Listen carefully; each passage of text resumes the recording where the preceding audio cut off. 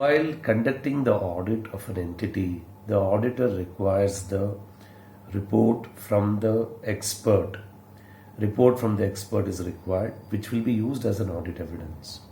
So, what are the various reports, opinions which are given by the expert, and whether auditor can rely upon such report? What are the factors he should consider while relying upon the report? SH 620 deals with the using the work of the auditor's expert. Now, expert, when we talk about expert, who is an expert? Expert is a person or an organization who has got what you can say the in-depth knowledge.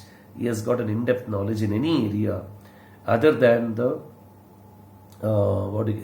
expert, again I repeat, expert is a person or an organization who has got in-depth knowledge in any area other than accounts and auditing. Accounts and auditing, we have chartered accountant as expert.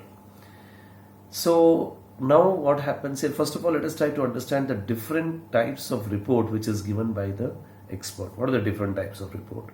It could be like say valuation of complex financial instruments, valuation of land and building, valuation of plant and machinery, valuation of jewelry, valuation of work of art, antique, valuation of intangible assets, valuation of assets acquired and liabilities assumed in the business combination, and valuation of assets which have been impaired. So first of all, you have to look into this.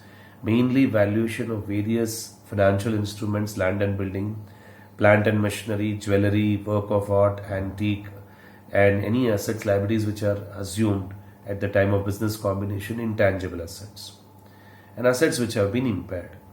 Further, what are the reports can be expected on actuarial valuation of liabilities which are associated with the insurance contract or employee benefits? So what is the actuarial calculation of the liabilities which is associated with the employee benefit plans or insurance contract? Then estimation of oil and gas reserve. That estimation can be done by an expert, by a geologist. The valuation of environmental liabilities and the cleanup costs, site cleanup costs. So for example, some spillage has happened of petroleum or oil in the sea. Now that valuation of environmental liabilities will be done by the expert. Interpretation of contract laws and regulation, even that also to be considered actually here. Analysis of complex or unusual tax compliance issue actually, even that also to be considered. That's a thing actually here. When the auditor intends to use the work of expert, he shall evaluate the adequacy of the auditor's expert work, including relevance and reasonableness of the expert findings or conclusion, and their consistency with other audit evidence if that of the auditor's expert involves are of significant assumptions and methods. Relevance and reasonableness of those assumptions and the methods in the circumstances should be considered actually here. So you have to see the adequacy of experts' work.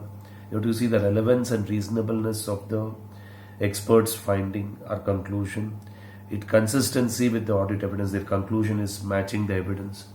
And if the experts' work involves significant assumptions and methods, then relevance and reasonableness of those assumptions should be considered here. And the source data which the expert has used for his work, that you have to consider. What is the source data? Source data in the sense actually here what data is using. So whether the data is relevant, complete, accurate, that has to be ascertained by the auditor. Further, suppose if the auditor finds that he cannot rely upon the work of the auditor's expert, then he should advise the auditor's expert to apply some more additional procedures. See, expert is a person or an organization who has got in-depth knowledge in any area other than accounts and auditing.